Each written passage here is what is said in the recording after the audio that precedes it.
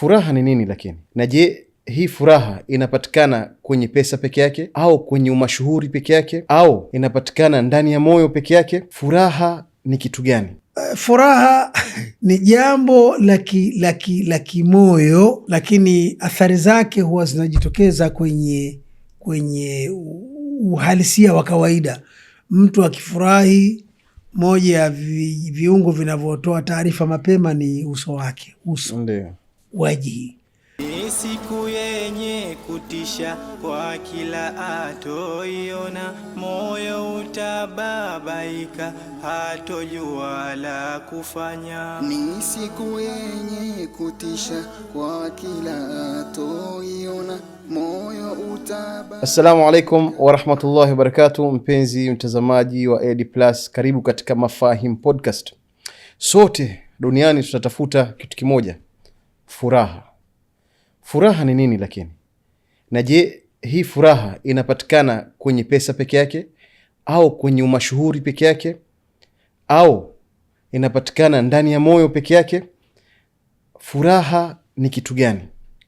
Na tunaishi katika nyanja ambazo tunashindwa kutofautisha baina ya ladha ya madakika na furaha ndani ya moyo. Katika kipindi hiki tutaizungumzia furaha, saada. Furaha ni nini na vipi binadamu atakuwa na furaha, na je, tutaweza vipi kuhifadhi furaha ndani ya nyoyo zetu mpaka tufikie hali ya kuwa tumeridhia kuwa sisi ni watu wenye furaha. Ungana nasi hadi tamati ya kipindi hiki, na ninaye katika podcast hii ya Mafahim Podcast tunaye Sheikh wetu Sheikh Taha Bani. Sheikh, karibu sana, nikupatie nafasi ya usalimia watazamaji wetu kwanza. Asante sana. Assalamu alaikum warahmatullahi wabarakatuh, ndugu watazamaji wetu. Wa alaikum salam wa rahmatullahi wa barakatuh. Sheikh Taha, tunazungumzia saada. Kama kawaida maneno hata jina letu liko kwa Kiarabu, kwa hivyo saada mimi naitafsiri kama furaha, lakini labda uende kawa ni tafsiri yangu mimi. Sasa nataka Sheikh utuelezee saada ni nini, ama hiyo saada tunayozungumzia ni nini Sheikh? Bismillahirrahmanirrahim. Alhamdulillahi rabbil alamin. Wassalatu wassalamu ala ashrafil mursalin nabiyina Muhammadin wa ala alihi wa sahbihi ajma'in wa tabi'ina lahum bi ihsanin ila yaumiddin, amma ba'd. Ndugu watazamaji wetu, assalamu alaikum wa rahmatullahi wa barakatuh. Wa alaikum salam wa rahmatullahi wa barakatuh. Kwa kuanza majibu, ndugu yangu ambaye wewe umeuliza kwa niaba ya hao watazamaji wetu, neno as-saada ni kweli kwa Kiarabu linatumika neno as-saada, na lugha rahisi kwa watu wa kawaida ni furaha. Lakini neno saada ni zaidi ya neno farha. Sababu nalo Kiarabu vile vile farha pia lipo, nalo farha liko surur, aha, visawe vyake hivyo visawe sawa au muradifu wake. Lakini neno saada maana yake ni ashmal wa ajma kuliko surur, kuliko farha. Lakini kwa kuwa Kiswahili ukilinganisha na lugha ya Qur'ani, lugha ya Qur'ani imejaa misamiati mingi mno kuliko Kiswahili, na lengo letu ni kuwafikia watu wakaelewa makusudi yetu, basi tutosheke neno saada. Moja ya maana zake za karibu ni furaha.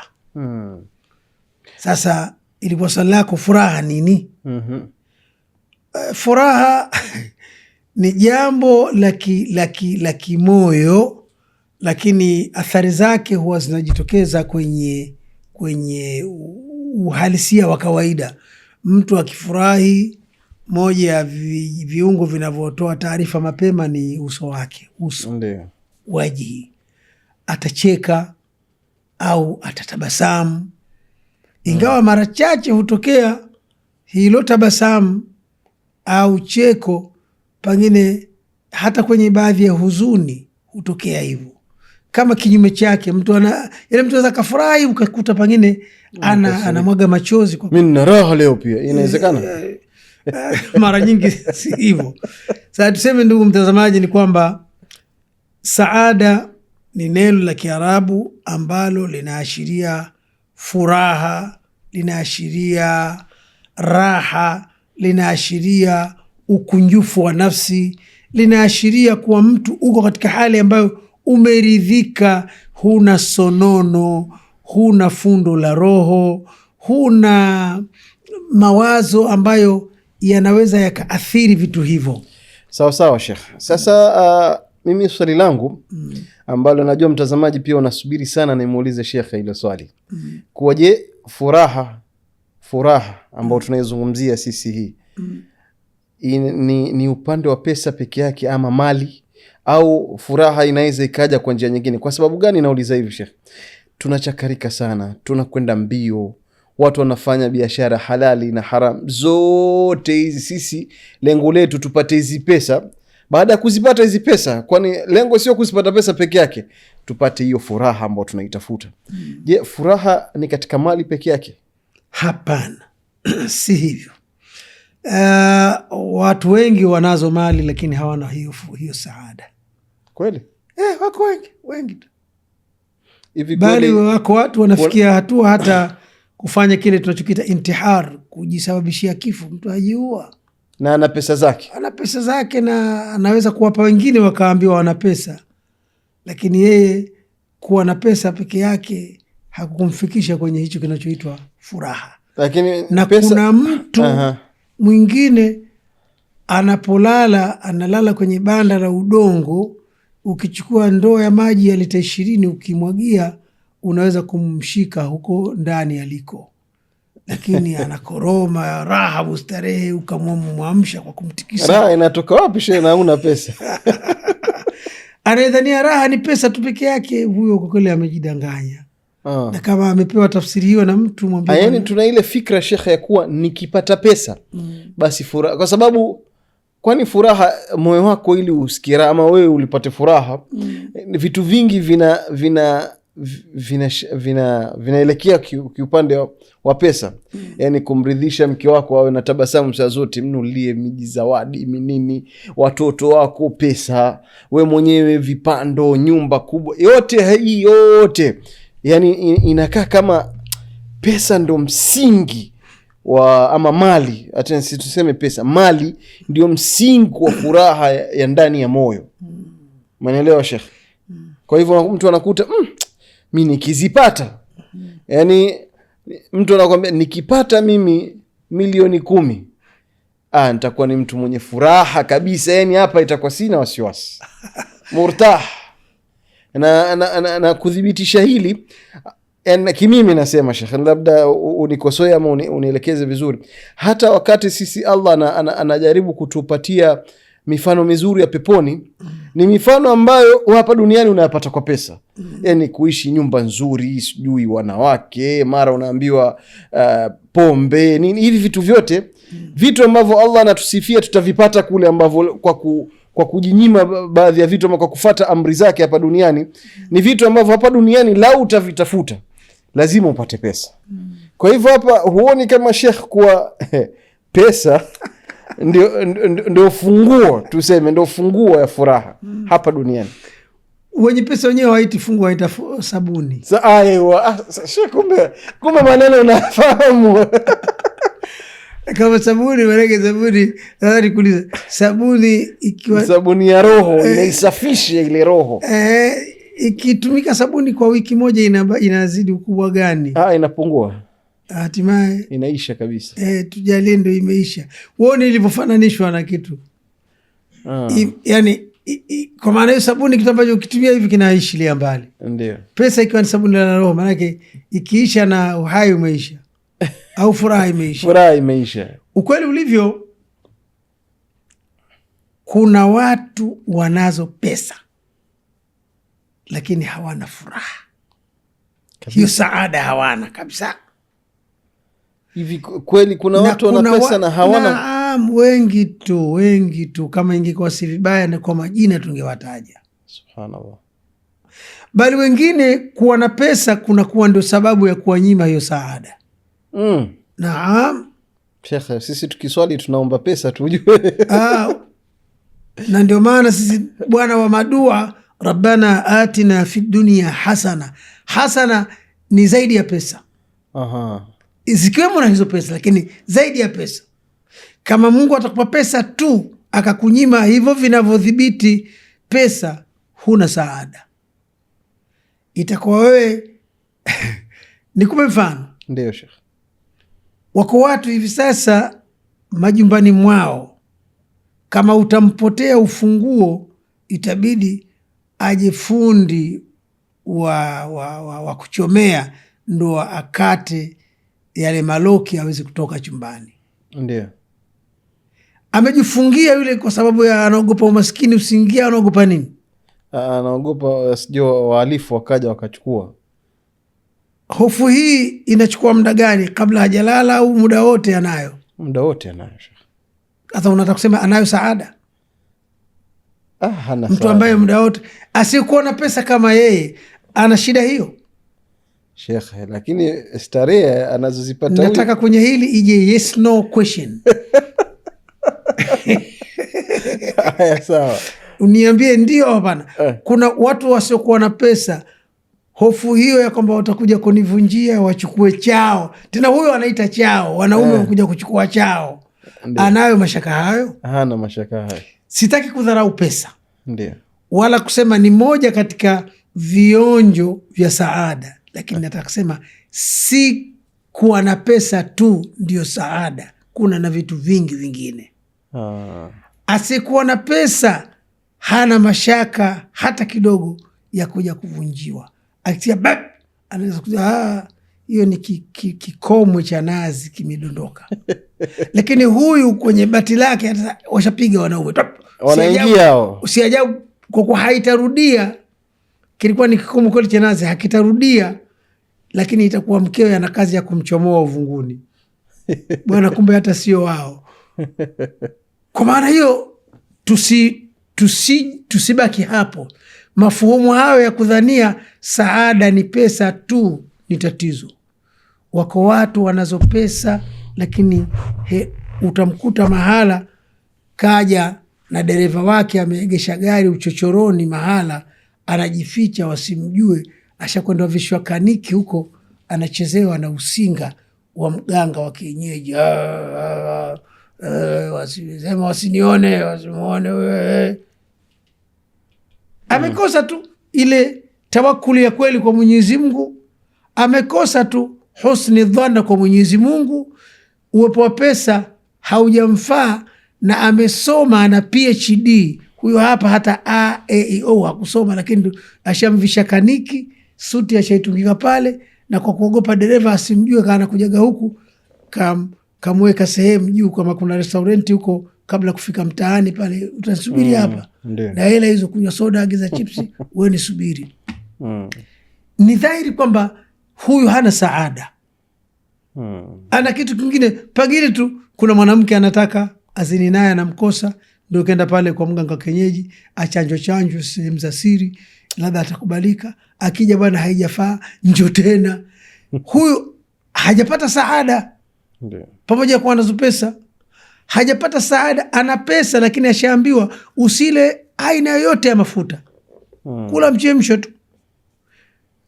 Pesa anazo, ashaambiwa kwa vyovyote vile, kwa kiasi ya miezi hizi usikutane kimwili na hali yako mpaka mishono ikae sawa. Hiyo pesa anazo. Kwa vyovyote vile, kwa muda huu punguza kidogo hasira, usifikiri sana. Wakati ashafiwa na mwanawe Festiboni, mwanamume alikuwa anamtegemea katika miradi yake, ashakufa, kia anaambiwa pamoja na hivyo, lakini punguza mawazo, punguza mawazo. Pesa anazo, huwezi kusema ana saada huyu. Hana furaha. Pesa anazo, magari anayo, walinzi kibinadamu anao, madaraka anayo, cheo anacho, lakini bado hajapata saada. Nataka niseme tu neno saada, furaha ya kweli kuliko hiyo, ni mwanamke wa Kiarabu wa vijijini. Huu ni mfano. Alikuwa anaishi vijijini, wana nafaka zao kwa masagio ya mawe tu. Ndio. Miguo nusu ngozi nusu tambara, ndio nguo hiyo. Mrembo kabisa, kisura mzuri. Anakuja tajiri mwenye mamlaka, ni mfalme. Akasema pamoja na ufukara wake binti, lakini huyu ndio ni muoe. Akamuoa. Visa maarufu tuvisoma. Kamuoa, kaudi na nyumbani, akamvuavua maguguo ya ovyo yale, nguo anapita hivi unasikia kama ubao umegusa mahala. Akampiga pamba safi kabisa inayofanana hariri. Wafuaji nguo, wanyoshaji nguo, wakumpaka hina, wakumsugua miguu, nyayo zing'ae. Akajiona mwanamume kwamba huyu nishampatia saada. Nishampatia nini? Saada ambaye ndio tunaizungumza hapa, furaha ya kweli. Basi kaweka walinzi, anaenda apoenda ofisini, hapa muangalie, mumsikilize, msikae naye mbali, pengine hata kwa msalani, mfungulie mlango. Milango ya vitasa vya kisasa pengine hata hajui inafunguaje. Lakini sasa kila kukicha binti yule ikawa anazidi kukonda kimwili, anadhoofika kimwili, ambapo inatakana iwe bila aksi. Kwa furaha hizi alizopata nakana tuone anaongezeka na nawiri. Akirudi anaiona ile hali. Mke wangu mbona hivi? Hawa watumishi hawa wanakutukana? Hapana. Wanakunyima kula? Hapana. Hawakupikia? Hapana. Wanakushirikisha hizi kazi za nyumbani ufanye? Sema hapana. Mbona nakuona unanyongonyea, unanyongea badala ya kunawiri? Sina neno. Au nimekuudhi kitu? Ukipenda siende kazini tukae wote hapa? Sema hapana. Hapana, lakini kila siku anamuona inadidimia ile nuru. Jamani, akamwambia baadhi ya watumishi, huyu hebu jaribu kumvizia huyu, mimi nikiondoka mkae mbali naye kidogo, lakini mfuatilie, pengine kuna jambo apendi kuniambia huyu. Siku moja wakamsikia anasema hivi, na mimi namnukuu: walaisa saadatu jamu mali. Huyu alisema hilo mmoja, lakini huyu alisema walubsu abaatin wataqarra ain khairu min lubsi shafufi. Kuwa abaa ni yale kama baibui, lakini miguo migumu kwake. Kuvaa mijuba mijilbaba migumu, unatembea nao kama kobe vile, gamba la kobe. Anasema kuvaa maguo kama haya, kama ulivyonikuta nyumbani. Wataqarra ain, lakini jicho langu likatulia hapa, na watoto wangu hapa, shangazi hapa, mjomba, mlenda unapikwa pale kwa chumvi tu, na uona unavyokorogwa. Niko karibu na mazingira wezeshi ya familia yangu, watu wote wale ni wapendwa kwangu, wananitakia mema. Mazingira halisi naona, ukiona upepo, miti natimia, ndio upepo unakupuliza, sio upepo wa kutengeneza wa vyuma huu. Kuwa katika haya ni bora min lubsi shafufi, kuliko kuvaa nguo laini hizi hariri na nini. Simuone ndugu yangu wala nini, umeniwekea mijitu tu ya kunilinda hapa. Akawa naimba peke yake. Wakamnukuu. Haya, za kutwa mke wangu alivyorudi, mmemsikiaje sasa? Leo tumemkuta mahala amekaa ananung'unika, anaimba maneno haya, kuvaa maguo mabaya yale ya kishamba, magozigozi tu ya ovyo, lakini nafsi yangu ikawa imetulia, niko katika familia, niko na watu ninaowajua, tunapiga stori, tunacheka na hivi. Ni bora kuliko kuvaa nguo laini za hariri, lakini uko peke yako. Akiondoka muume, umekaa na walinzi wanakulinda tu kama kulindwa hata zizi la ng'ombe linalindwa. Kasema mengi tumeyasikia sisi.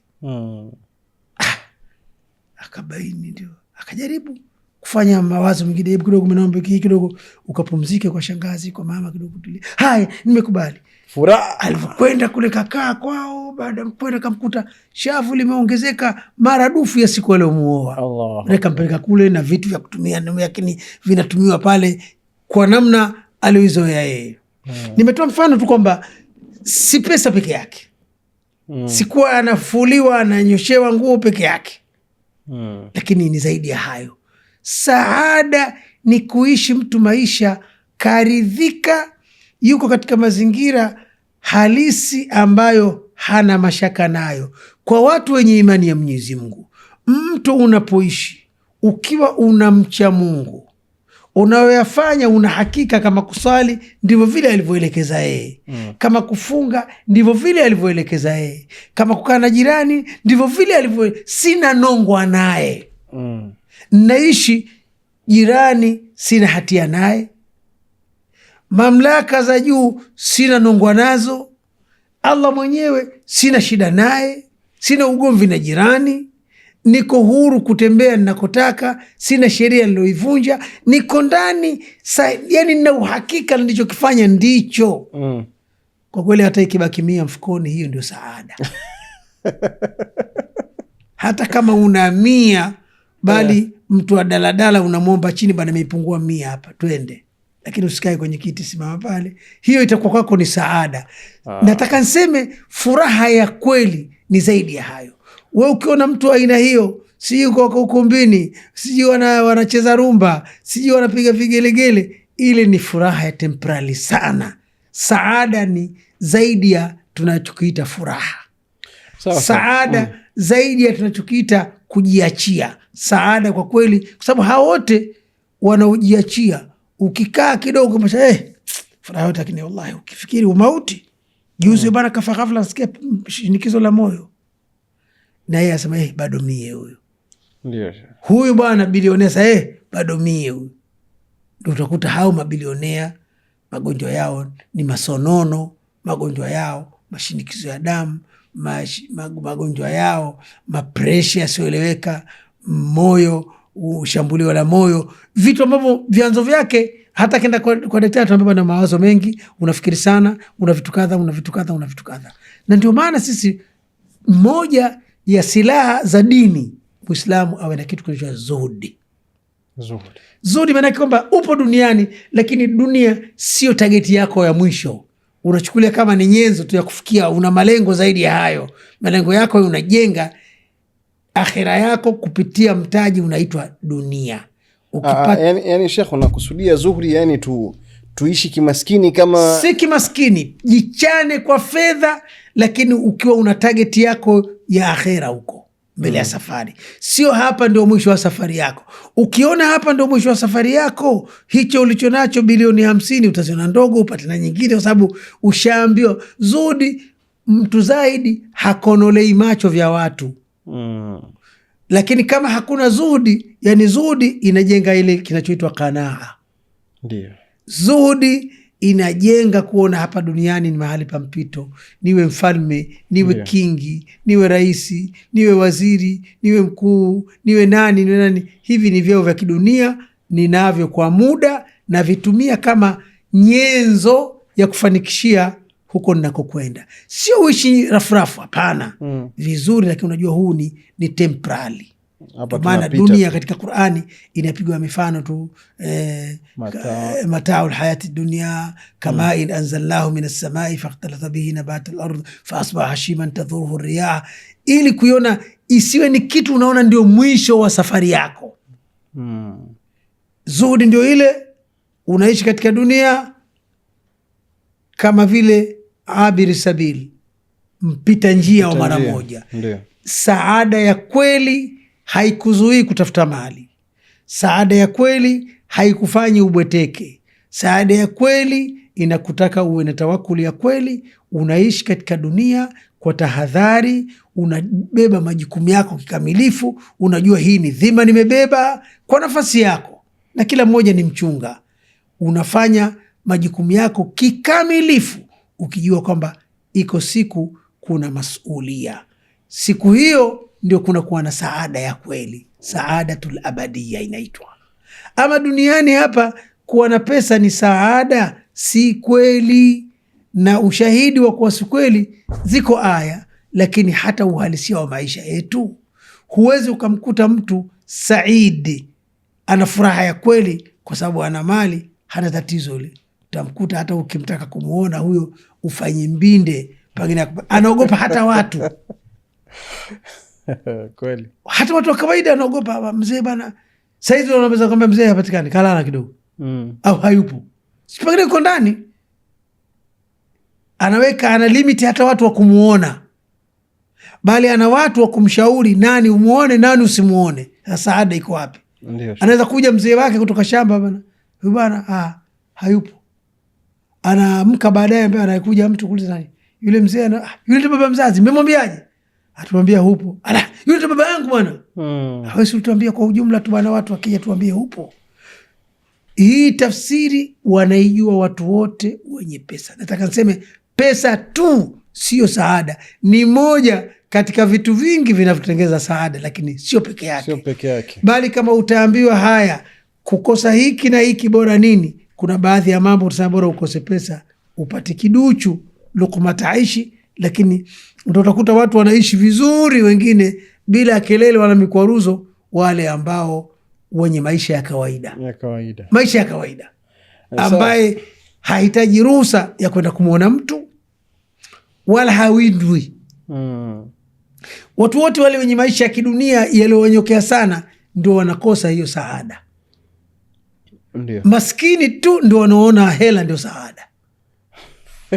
Hawa huku wanaona yani furaha. Hakuna tajiri anokuambia mimi sina tatizo na enjoy maisha sababu na hela hana. Na ndio maana usisikie kwamba anaumwa akapelekwa sio Ufaransa kwamba hakuna tiba hapa. Haamini hata hapa labda hawa wanaweza wakanifanyia wakanimaliza. Haamini. Subhanallah. Bali hata chakula wengine hawaamini, wanakuwa na wapishi, watumishi. Hamwamini hata mkewe, pengine huyu ana mtu wake anaweza kumwambia bwana wewe wakati wa kupika tumalize, utakaeda hapa kila kitu, hiyo thumuni tutakuja kula wote. Kwa kweli saada hata wenye pesa hawakubali kuwa hawana shida. Sawa Sheikh. Umezungumza hapo awali kwa ili uwe na saada lazima uwe uridhike. Sasa kuna alaka gani baina ridha ama kuridhika na kuwa na furaha? Je, yani hii ndio inapelekea furaha ama zinaendana? Kuna alaka gani baina ya mtu kuridhika na mtu kuwa na furaha? Na kuridhika na kukusudia mimi maana yake kukinai. Kuridhika hapa maana yake ni ile ya kukinai. Unatoka na tawakuli yako. Unatafuta riziki. Kile ambacho mwisho wa siku yako alichokuwafikisha Mwenyezi Mungu, unakinai kwamba maada nimepata 5,000, hii itakuwa hivi na hii. Kama kesho uhai upo, kazi itaendelea. Humwangalia mbona yule kapata 30,000, mbona yule kapata 50,000. Ukienda huko hutoki salama. Ukinai. Ndio maana wanasema wenye kusema wenzetu wenye tarbia na saikolojia sema alqanaatu kanzun la yafna. Kukinai kile unachokichuma baada ya juhudi zako za kweli ni hazina isiyoisha. Hazina isiyoisha. Kama ambavyo ukijenga tabia ya kutokuwa na kukinai hutosheki. Na imesemwa manhumani wala fi aina mbili la yashbaani, hawashibi. Wala fi aina mbili hawashibi. Talibul ilmi, mtafuta elimu, wa talibul mali, na mtafuta mali. Hawa hawashibi. Ukisikia mtu kachoka elimu, siku hiyo hiyo anajiunga na chuo cha wapumbavu. Siku hiyo hiyo. Ni vitu havichoshi. Hata kama utachoka, utaona basi kwenda shule fulani, lakini huchoki kule kusoma. Ukisikia toleo la kitabu, hebu nikione katika nani? Yani inakuwa ni uraibu kwako. Ndio. Na haya maneno waliosema watu wana tajiriba kubwa, yani uzoefu na majaribio makubwa kuangalia kwamba saada sio hivyo. Mali itafutwe, itumike vizuri, lakini si kigezo. Ndio maana dunia ya leo kwa mfano, kila mtu kimwambia bwana maisha magumu bwana. Kila mtu. Ndio. Hata wewe maisha magumu. Mtu ana RAV4 ikipa, si ndio? Wewe usiokuwa naye ndio unamuona Saidi yule. Ndio. Ana raha. Ana RAV4 bwana. Mimi na kaka yangu mmoja anakwambia fulani bwana mambo yake mazuri siku hizi. Vipi? Atembelea makalio. Yani amekaa hivi tu. Sasa huyu mwenye RAV4 anamuona mwenye BMW ndio mwenye saada, sio yeye. Mwenye BMW anamuona mwenye madude gani sijale maprado vi nini wenyewe wanajua wenyewe. Ndio zaidi. na yule anamuona anayemiliki ndege ndio Saidi, na anayemiliki ndege si anamiliki madege. Sasa Saidi atakuwa ni nani? Hamna, wote kila mtu anamwangalia lodi wake. Na ndio maana si dira kwetu, pambana utakavyokuwa, lakini ili umshukuru Mwenyezi Mungu angalau kwa neno alhamdulillah. Undhuru ila man huwa asfala minkum, angalia hapo ulipo Sheikh Abubakari. Hivi mimi kweli na dhiki kidogo, lakini hakuna mnyonge zaidi yangu, mimi ndio wa mwisho? Hapana. Kuna watu wanachimba mitaro huko, wanangoja lichwe ni mlipe shilingi 2,000 zake za kushafisha mtaro. Kwa hivyo kama mimi afadhali na haijambo kuliko yule. Ukiwa hivyo, kwanza utapata nafuu ya ile unashukuru. Kwa hivyo la azidannakum itakulinda, lakini pili itakuondolea mengi, kwa sababu hii ya kudhania saada mali inazaa kitu kibaya sana, inazaa uhalifu. Kwa sababu mapambano yako ya kawaida ndio hivyo, na unaona wewe pesa ndio kila kitu, na umezidiwa, basi bora nizipate zile. Kwa njia gani?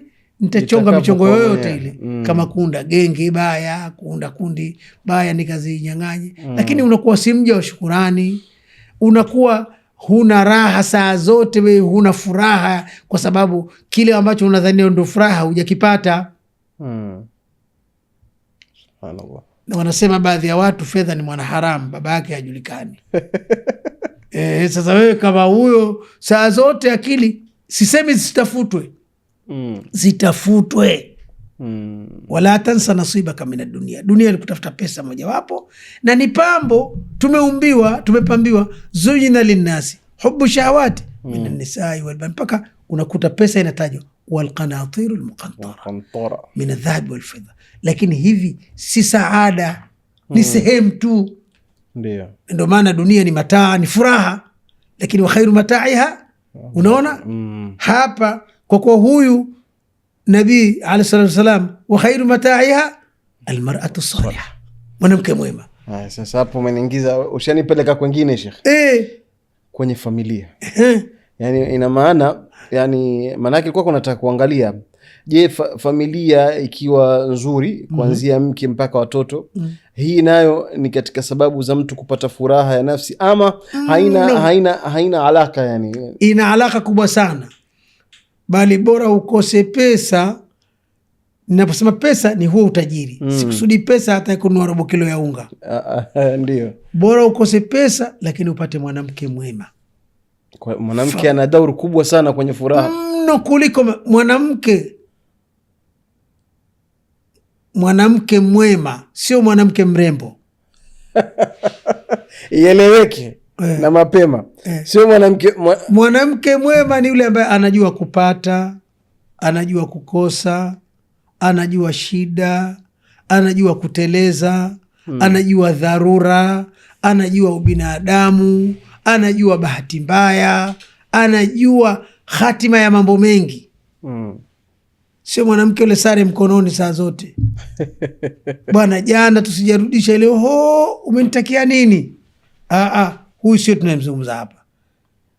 Mwanamke ambaye ukimtazama atakufurahisha, ukiwa hupo bado anachunga heshima yake, na kama una mali na mali yako.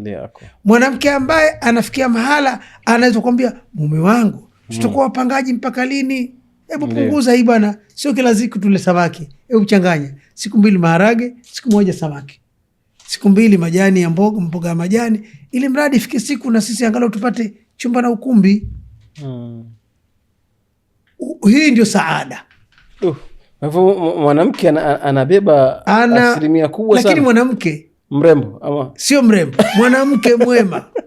Usiombe mwanamke mrembo, mwanamke mwema. Jamani, sio mchezo. Na ndio huyu mwanamke mwema ambaye mtafute japo kwa kuchokonoa ardhini. Fadhfar dhati dini. Mwanamke ambaye hata ukimwambia na tafadhali bana, muogope Mwenyezi Mungu, usinitajie mambo ya Mungu mie. Huyo sasa utamtajia nani? Mgambo.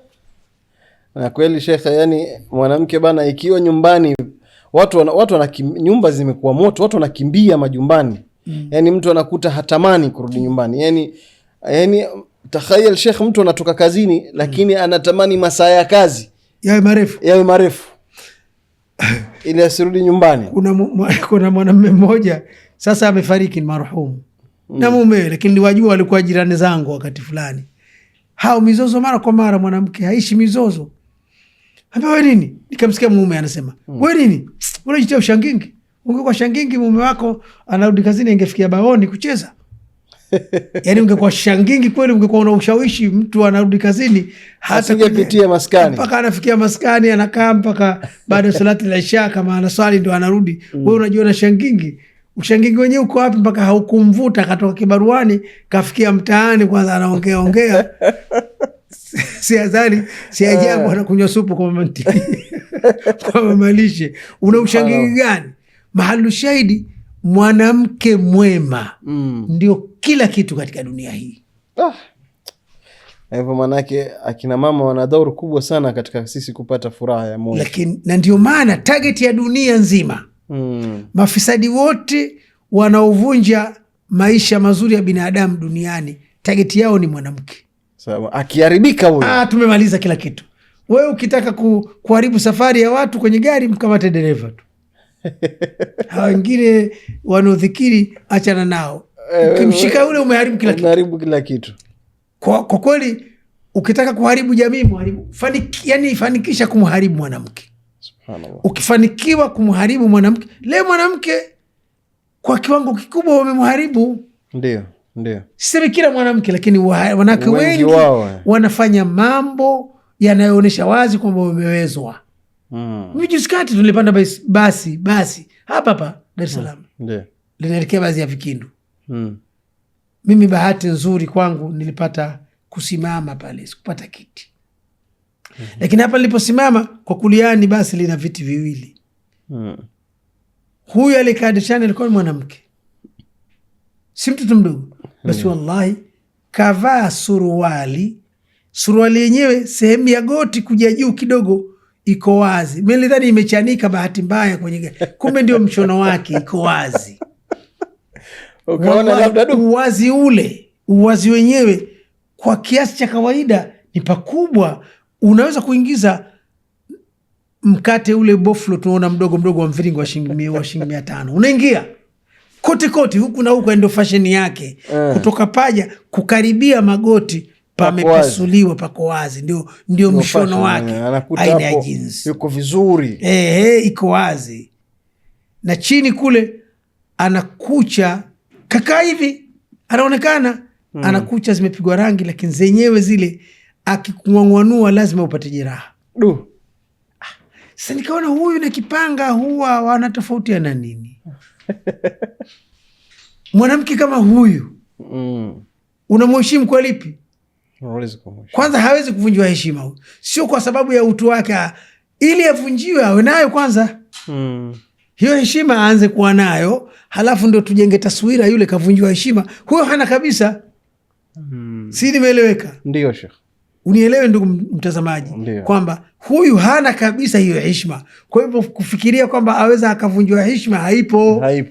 Ili tuseme wewe usimvunjie heshima huyo mama, awe nayo kwanza, hana kabisa ile heshima. Wallahi alazim, pale alipokaa nguo ya juu ni aina fulani ya kifulana. Kwa namna alivyo sija alichomekea, kwa kuwa amekaa amefanya mnyumbuo hivi, ile fulani imetoka, nguo ya ndani ile namba 1 inaonekana. Allah. Kwa mimi nilosimama nimeiona. Sikusema ili kwa kazi yangu muda wote kuangalia, lakini wallahi nimemuona. Sasa ukimuuliza huyu kitu gani kinamvutia awe hivi, huenda amekinaishwa kwamba ndo maendeleo. Na ndo anaona pale ndo atapata mume. Na huenda amekinaishwa na maadui wa mwanamke kwamba ndio uhuru. Ndio uhuru ule, ndio Sheikh. Na kwamba yeye kuficha asionekane mwili wake wa ndani ni utumwa. Kwa nini asionekane? Kwa nini afichwe? Wanaokuona wewe, tujalie wapo wanakutizama, wanaburudika na ulivyo, rangi yako, mapaja yako yanavyoonekana. Hivi kwa wewe burudani kwa wengine bila ya kulipwa ndio nini? Ndio uhuru gani huo, kwamba watu wanaburudika na wewe kwa namna wanavyokuona ulivyojiweka wazi hata hawakulipi? Si afadhali ingekuwa Kile anayemwangalia na achia sentano hapa hakupi, ila anakuona tu ulivyo. Sehemu za kukalia zile kisuruali alishuka kama mtu kafunga bidhaa hivi vitumbua nini hivyo hapo hivyo. Huwezi ukaamini kama ni nguo kavaa mtu. Sasa sio kama hawa. Lakini kwa kweli itoshe, mitume wote unawaona, unawasoma, watu wote wema na wabaya duniani tulipitia kwa mwanamke. Na sisi tumepita tu, ilikuwa ni kituo, tumekaa miezi kadhaa, wengine 9 na ushei ndio tukaja. Kweli mtu wa kuheshimika sana kweli. Lakini sasa kwa namna hivi alivyo, huwezi kumheshimu mtu kama yule kabisa. Unamheshimu kwa lipi? Lakini bahati mbaya, hata tarehe 10 mwezi wa 10 ambaye kidunia ilionekana ni siku ya mwanamke, ilikuwa ni siku tungetaraji angalau zitolewe hotuba za kulaani namna mwanamke anavyodhalilika, anavyojidhalilisha kimavazi, anavyojidhalilisha kiakhlaqi. Leo mwanamke amefikia mahala anaamini kwamba ameumbwa ili kuwa burudani kwa wengine. Subhanallah. Sio kwa njia ya ndoa. Watu tu akipita mahala wafaidike na yeye tu, kumuona alivyo, mdomo wake ulivyo, pua yake ilivyo, mapaja yake alivyo, makalio yake alivyo, wawe wanaburudika. Tazama, alo, angalia. Yani litokee hilo tu. Anapata nini? Hiyo sio muhimu. Sasa kwa kweli, na hakuna watetezi wanaokemea kitu kama hicho.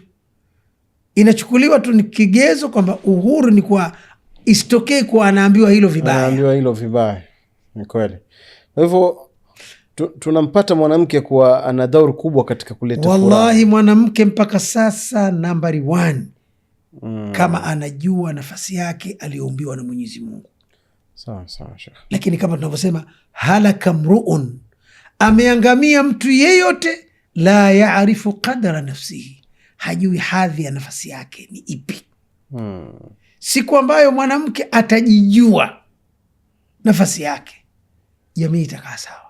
Subhanallah. Lakini kama itabaki hivi, mwanamke anadhani umuhimu wake ni kuburudisha watu, kuburudisha vitu, kupambapamba vitu, akijiamini yuko hivi, ni sehemu ya vitu, amerudi kwenye utumwa. Afadhali ule utumwa wa zamani, mtu anauzwa. Huu ni zaidi, kwa sababu hauna faida. Subhanallah. Kweli kabisa. Hauna faida. Na ndio maana utaona hata dunia ilivyo, pamoja na huo uchafuzi wa mazingira, wanawake ambao wako kwenye kiasi fulani cha maadili ndio wenye tija katika jamii.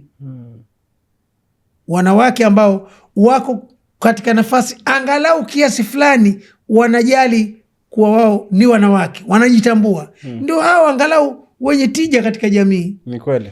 Ndio wenye tija katika jamii. Tofauti kabisa na wale mwanamke, wewe alo, njoo huku, lete pombe kiasi kadha, kashikwa hapa, kashikwa mapaja, kashikwa bega, analazimika kucheka bila kufurahi, kwa sababu tunajua tayari ashaingia katika targeti yangu. Subhanallah. Ni hatari kubwa sana. Siku hiyo ya tarehe 10 ilifuatiwa 11 siku ya mtoto. Mtoto wa kike, yote kutapatapa, hawajajua wameharibikiwa wapi. Wallahi, nafahamu kuna binti yuko kitongoji fulani, biashara yake anajiuza, na kwa kuwa ni tukio tumeliona katika jamii, anajiuza. Tukasema, jamani, huyu mtoto anaishi na nani? Na mama yake mzazi, lakini ametoroka kwa mama yake, anaishi kwa bibi yake. Sasa bibi yake si ndio aone uchungu? Sasa hapana, bibi yake yu kampeleka hospitali kumfunga asije akashika ujauzito. Akamwambia katafute hela tu bwana, dunia iko hivyo. Kwa hivyo ana support. Naam, support ya bibi yake aliyemzaa mama yake mzazi. Tukio hilo ni hot cake, halijafika hata miezi 2 mpaka hivi tunarekodi tarehe ya leo. Sasa huyo mwanamke ambaye ni bibi mzaa mama wa huyu aliyomfunga kizazi ili asishike mimba, hofu yake ni kushika mimba. Ndio. Lakini kama kuna mengine yote, magonjwa nini, madanguroni huko, yeye sio tatizo. La msingi anarudi na ushei. Sasa si tuna shida, tunaomba kabisa mamlaka zenye maamuzi na hasa jumuiya hizi za kina mama, iwe za kidini, iwe za kijamii, wafikirie kujua nafasi yao aliowapa Mwenyezi Mungu. Sawa. Amewaamini kuwa wao ndo wanaoweza kufanya tuwe wengi duniani kupitia wao, lakini sio vile kweli kama kitu fulani tu. Faida gani mwanamke awe utupu? Hakuna faida. Ndio maendeleo gani yanatokea? Maendeleo mwanamke aelimishwe, aelimike ili aweze kuitengeneza vizuri jamii. Si tunajua hata manabii walipata sapoti za maana kwa wake zao. Hata mawalii walipata sapoti kwa wake zao. Matajiri hawa wakubwa walipata sapoti. Yani kila alipocheza nafasi yake vizuri mwanamke amekuwa na tija. Na msemo wao ule, kila mwanamume aliyefaulu nyuma yake pana mwanamke. Ni maneno ya ukweli na wala sio ushabiki. Hata sisi tunaongea, mimi unavyoniona hivi hapa ulipo, si unaniona hivi, basi huko nilikotoka kumekaa vizuri. Allahu Akbar. Ndio nikaja hapa. Tengezewa fungua kinywa vizuri, nimeagwa kwa tabasamu nzuri, nenda. Ungekuwa umenuniwa hapo na yeye hapa pia usingefanya. Ningesema mengine, ningeanza la Mtara nikatokea kwenda la Miakuni. Ndio utaratibu. Hata ukisikia umosio alhamdulillah, inna alhamdulillah, huko nyumbani katoka vizuri, lakini kaambia nenda kaongea na wake zao na wanawake zako, angesema mengine kabisa. Subhanallah. Wallahi watu wote wenye kufanikisha majambo, hata wahalifu wanawake zao kwa kalete msosi kwa bwana, tukavunje tukagonganishe glasi, kamtoa pale kwa matumaini. Bwana pana mbwa, basi wewe bwana mbwa tumogopa wewe bwana, nenda bwana. Makuraishi kuna kipindi fulani walikuwa watapiana Waislamu, walikuwa wanaogopa, wakaona tutafeli, tutashindwa. Njia pekee ili tuwe mashujaa, twende na baadhi ya wanawake, tuogope kuzomewa, hilo linakimbia, ili tuweze kugangamaa vizuri. Kwa kweli mwanamke ndio kila kitu. Ila tatizo sasa hawajitambui wengi wao. Hawajui ile thamani yao. Lakini akijitambua mwanamke, unatokaje kazini umehenya kule, umerudi nyumbani umeoga, halafu ufikirie nikacheze bao. Huwezi kufikiria. Linachezekaje bao? Alichezeki. Lakini unakuta hapa magereza si magereza, motoni si motoni, panawaka. Natoka kidogo, nenda. Sawa Sheikh, turudi katika maudhui hii ya furaha Sheikh. Tuje katika upande wa maasi. Je, kwa sababu unakuta mtu yani furaha yake mathalan anaona bana, mimi nikizini ndo furaha yangu, nikicheza kamari ndo furaha yangu, yani mathalan nikivuta bangi ama nikinywa pombe ndo furaha yangu, huku kuendelea kufanya maasi kwa kuwa ndo furaha yako inapopatikana. Hili nalo ni vipi? Kwa sababu mtu mbona unalewa bana, hii ndo starehe yangu mimi, hii bila hii ndo furaha yangu mimi, nikisha starehe basi, yani nikishapata pombe zangu chupa zangu 3 mimi sitaki maneno na mtu, najisikia furaha kabisa. Pale watu wanakuja mlango wa nyuma wanapiga hodi, hana wasiwasi. Kwa hivyo kudumu katika maasi Sheikh, na masala ya furaha kuna alaka gani? Hakuna uhusiano. Hamna uhusiano. Furaha ni kitu kingine ambayo ndio hiyo saada. Ama starehe, naam, kwa mlevi anaweza akaona ni kama starehe. Starehe yani maana tuseme kwa lugha nyingine ni aina fulani ya kuburudika, kuona kitu kizuri. Sasa hii inategemea muono wa mtu. Ukitaka kujua kama kwa mfano kufanya maasi, kulewa, kuzini, kucheza ngoma, kufanyaje, hizi sio saada. Kila aina ya maasi sio saada, sio furaha ya kweli, hata kama inapambwa kabisa ionekane kama inapambwa. Na ndio maana hata katika dunia ya kisekula ambayo haijali sana habari ya Mungu, sio lazima, wanapofanya kitu chenye maasi wanatoa tahadhari, aende mtu mwenye akili zake, aliyeamua kujiumiza. Ndio maana utakuta mchezo huu haruhusiwi mtu chini ya miaka 18. Ndio Kave kamari kwenye makasino hayo, madanguro. Serikali pamoja na kuwa ni ya kidunia, sio ya dini, inataka hizo hela tu, ili mradi wachangie watu. Wanaona tusende tukapata maswali magumu, jamani, hata huyu mtoto mdogo ambaye hajawabalighi mmemtosa. Wanasema mchezo huu haruhusiwi kucheza, au hii haiuzwi kwa walio chini ya miaka 18. Yeah. Ili kwamba tunataka mtu miaka 18 kwa kigezo chao, mtu ashikuwa balighi, mwenye akili timamu, aliyeamua kwa hiari yake kujitosa katika maangamizi haya. Sisi hela tunataka, madamu yeye kaamua atuchangie kwa njia hii, huyo sawa. Ni kuonesha kwamba maasi si furaha.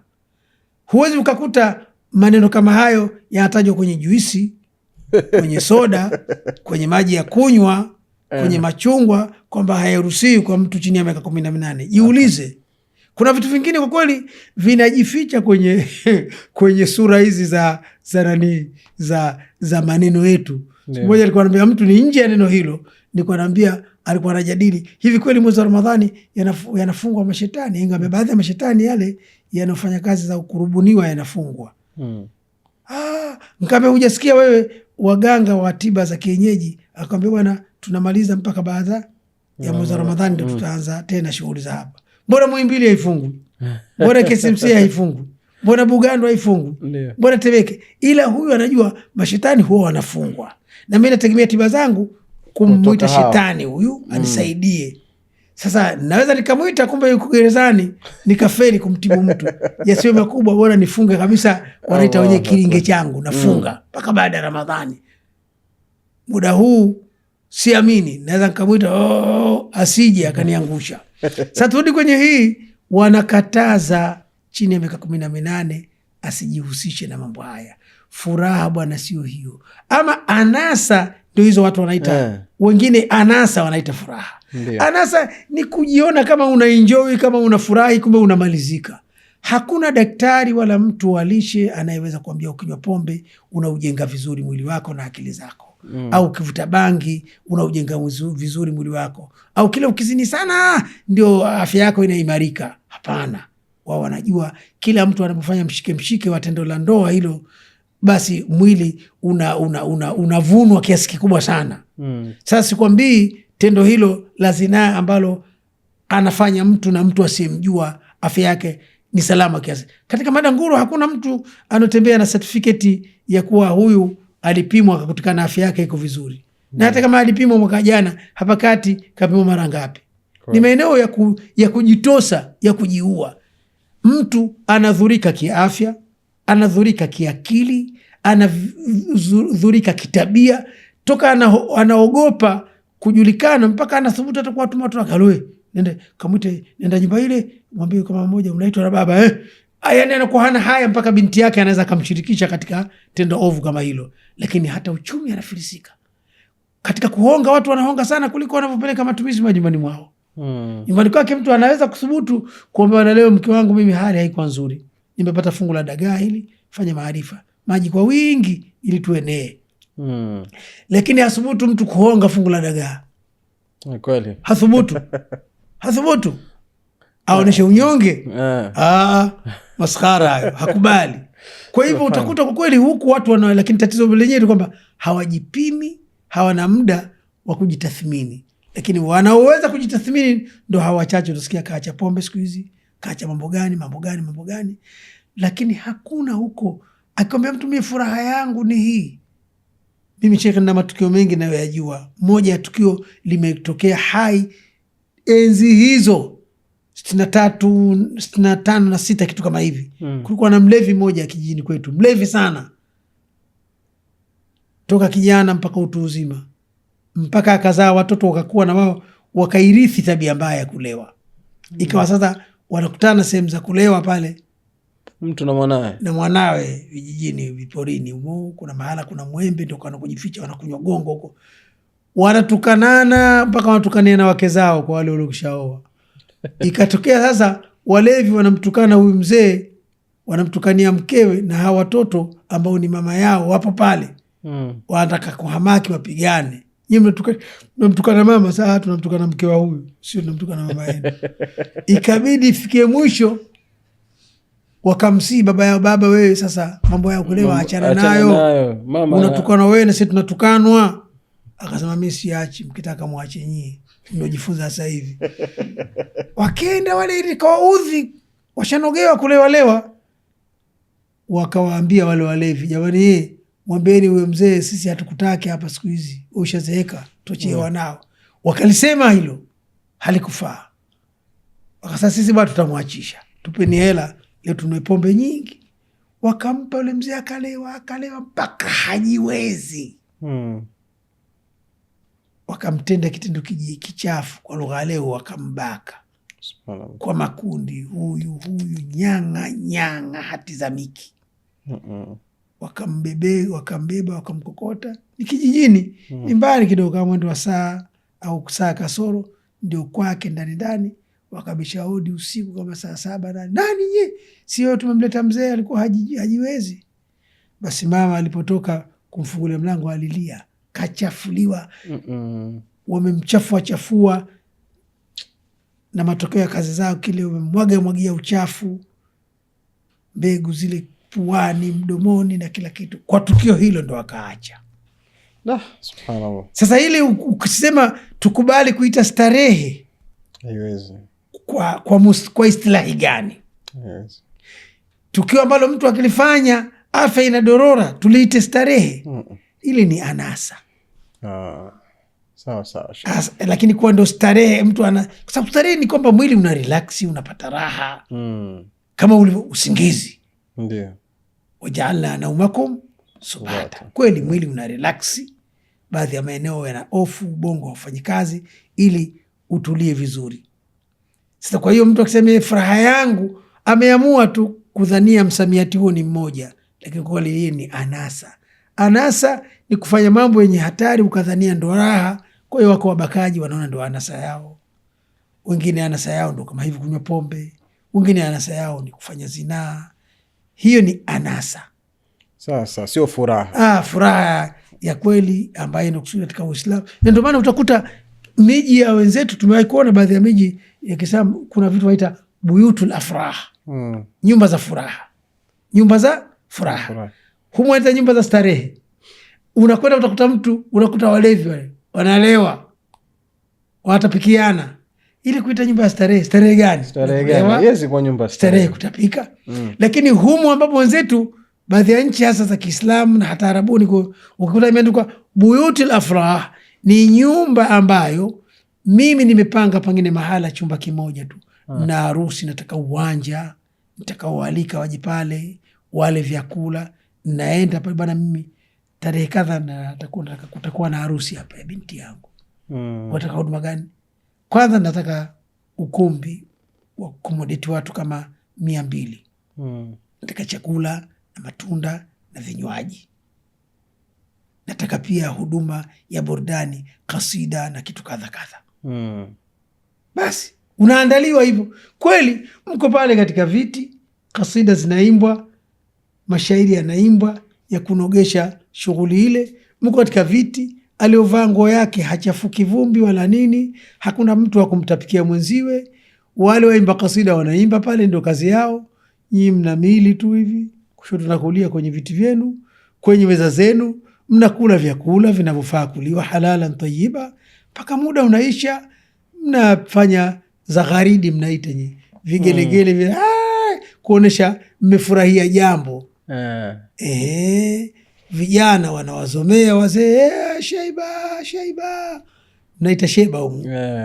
Shaiba mizee, hiyo imeisha kazi yao, sisi tunakata mzigo hapa, tumechukua vijana.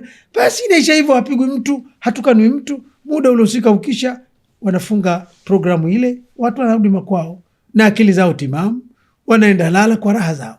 Sawa Sheikh. Ile kwa kweli ndio inaitwa nyumba za starehe. Kwa sababu si kila mpangaji ana uwanja wa kufanyia hadhara yake ama jambo lake. Ziko nyingi kama hizo. Kuna mtu anataka ukumbi tu, chakula anacho mwenyewe. Kuna mwingine anataka vyote. Kuna mwingine anataka bali hata kama hana ndugu vema, watu wa kushereheka ile pia wanakodiwa. Hizo ndo nyumba za furaha kwa nchi hizo. hakuna maasi yanafanyika. Ukifika kama program ndefu, muda wa sala unatamkwa mle kweli, lazima programu watu wanaswali wakisha wanarudi kwenye sio mahala watu mmelewa, mtu walevi wengi wako pale, umeacha familia zao, matumizi pengine ya mwezi mzima yameishia pale. Mtoto anakuja hata daftari hakuna, hela akaziishia katika ujinga wake pale, ukaita nyumba za starehe. Kwa kweli hiyo ni tasfida, kuficha ukweli wa mambo. Sawa Sheikh, naashiriwa kwa muda unakwenda, lakini kuna jambo lingine pia katika upande wa furasha. Watu ni fikra ambayo ipo, na sijui Uislamu umesemaje kuhusu hili. Unakuta mtu akimsaidia mwenzake, yani mimi nikimsaidia mtu, si nimemtoa mtu kwenye shida kwa mfano, lakini cha ajabu mimi napata kuna hali fulani naisikia ndani ya moyo wangu, nasikia raha. Na hii ni ambayo hata nadhani matajiri wanaojielewa wanaitumia sana kwenye kutoa ili wao wapate ile furaha. Kuna hali fulani unaisikia ukiwa unasaidia, hii ya kutoa, kusaidia watu na huku na furaha, kuna uwiano gani Sheikh? Mkubwa sana, kwa sababu mtu anayetoa kwa ajili ya Allah kwanza yupo ndani ya ibada. Ndio. Na tumesema hakuna furaha katika Uislamu ikiwa jambo hilo linamkasirisha Mwenyezi Mungu. Ndio. Na pengine mtu achukue ni kipimo, akijiona yuko katika hali ya anachokidhania furaha, lakini ndani yake mna maasia, hiyo sio furaha. Na kama ilikuwa furaha lakini kukawa kuna tone za hayo maasia, basi hiyo furaha imeharibiwa kiasi fulani. Sasa huyu anayetoa kwa ajili ya Allah, lengo lake ni kupata thawabu kwa Mwenyezi Mungu. Ndio. Lengo lake ni kumkwamua mtu katika dhiki, na kwa utoaji ana uhakika na husni dhanni kwamba atapata thawabu. Ana uhakika yule mtu amemkwamua, ana kila sababu za kufurahia. Hiyo ni furaha ya kweli. Ndio. Na ni saada ya kweli katika Uislamu, kwa sababu kwa kumsaidia mtu umemkwamua kutokana na dhiki, na ndio ilikuwa lengo lako.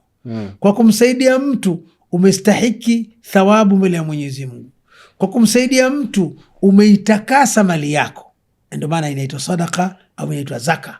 Zaka kwa sababu umeitakasa mali yako, hamna fungu la mnyonge ambalo hukulitoa.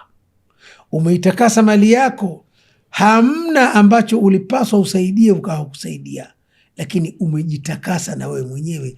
Humo katika kundi la mabakhili, humo katika kundi la wachoyo ambao wanang'ang'ania mali wakati wenye shida wapo. Hiyo kwa kweli ni saada ya kweli.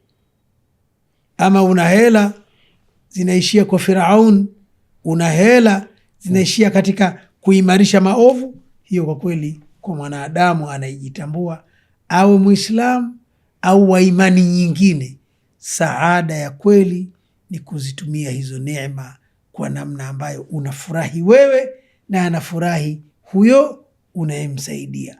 Na ndio maana katika utoaji wa sadaka au zaka, mtoaji anafurahia na aliyepewa pia anafurahia, na malaikatu rahmani pia wanafurahia, na Allah mwenyewe anafurahia kuona mu'min ameonesha neema aliyopewa na Mwenyezi Mungu. Wa amma bi ni'mati rabbika fahadith. Pale ukifurahi ndio mahala pake, na tendo ulilofanya ni furaha ya kweli. Lakini hapa mtu yuko katika meza, amezungukwa na aina mbalimbali za pombe, anakunywa, anamaliza fedha, anajimaliza, na wakati mwingine anaweza kutia hasara kubwa. Ni madereva wangapi wanaopitia vilabuni wakalewa, amepewa dhamana, ana gari la serikali hapa pengine la milioni 100, 200 na ushei, kwa hizo bia zake alizokunywa pale, pombe zake alizokunywa. Inawezekana kwa mfumo ulivyo wa kisekula, alinunua hizo chupa 6, 7 amechangia kwa njia ya kodi, si ndio? Hivi chupa 10 za pombe zinatengeza shilingi 100,000, hazitongezi. Atachangia huyu katika kuwekaweka, akinunua chupa moja mtu, basi inaingia kiasi fulani kwa njia ya kodi. Chupa 10 hazitengezi 100,000. Ndio. Sasa tujalie zinatengeza 100,000. Mlevi huyu baada ya kulewa kenda kabamiza Prado yetu ya serikali kwenye mti, Land Cruiser yetu kaibamiza mahala, damage, kaua gari nyanga.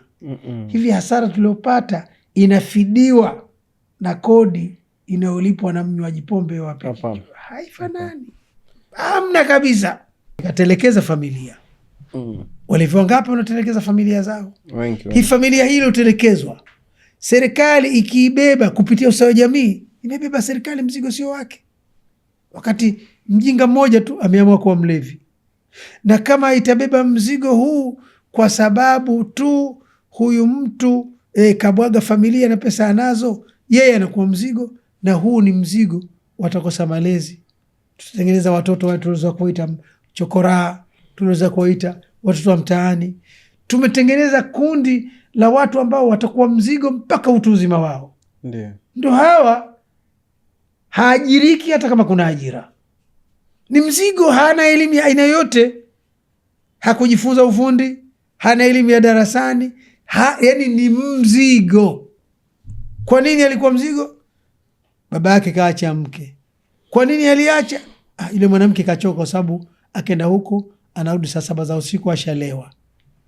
Sasa hivi vitu sisi tunaviita furaha, starehe, ni vitu mtambuka bwana. Wewe unamwona mlevi tukakaa pale, lakini huko nyuma kama ana mke anangojwa.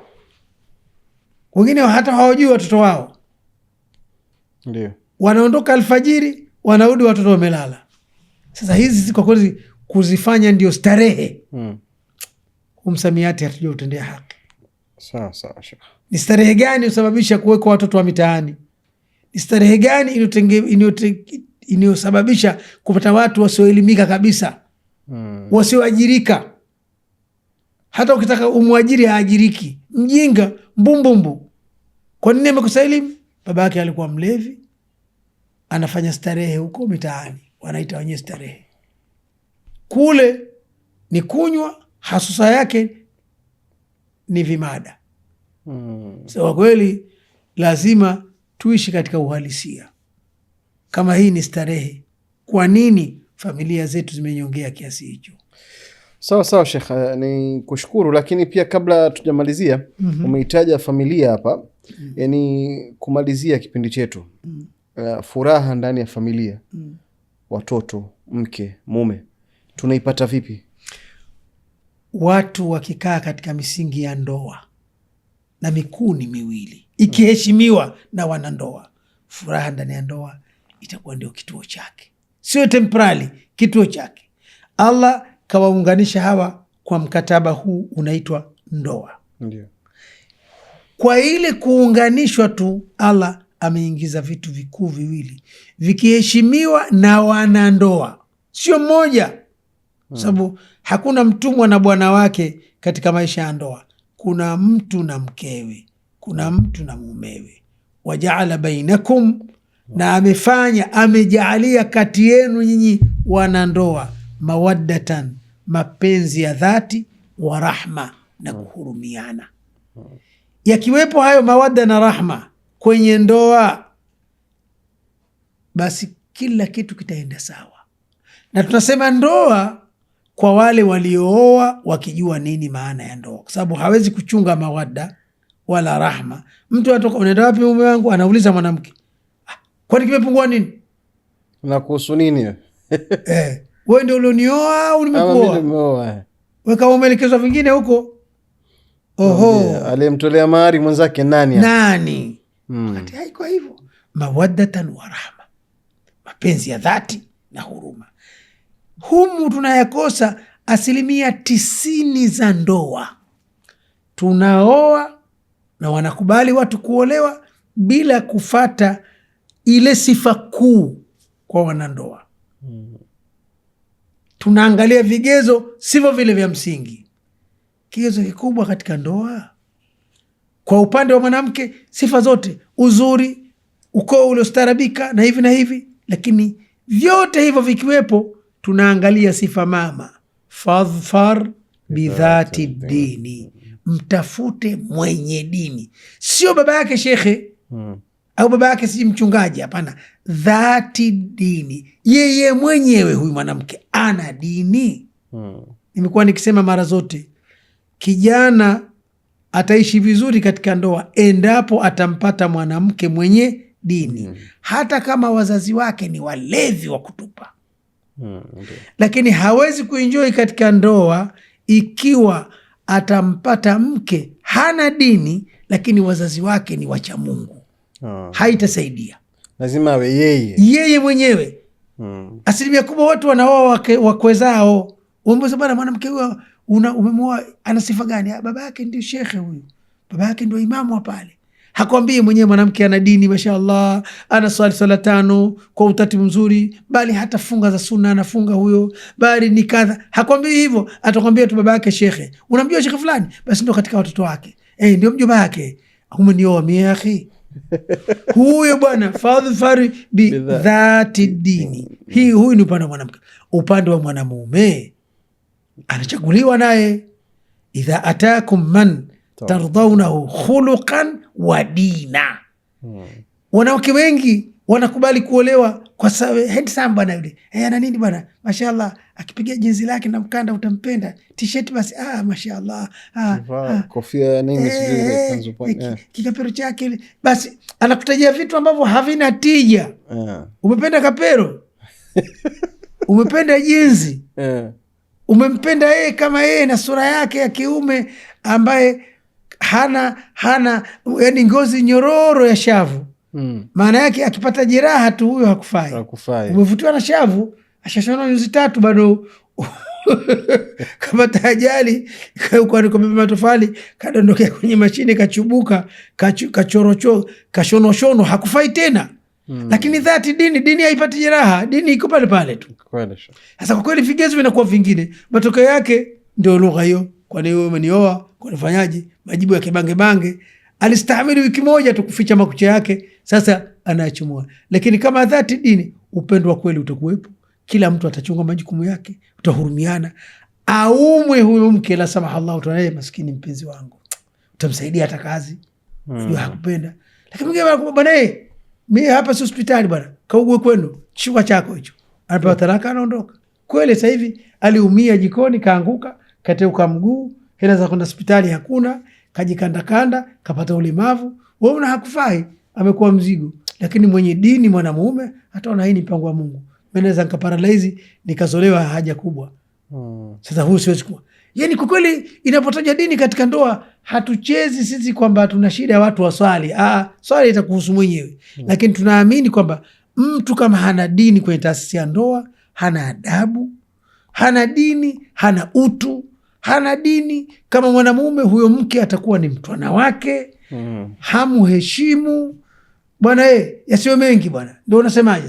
Mimi kwambia unaondoka, lakini mbona hatua gani? Sasa ya kuaga. Kwa hiyo unasemaje?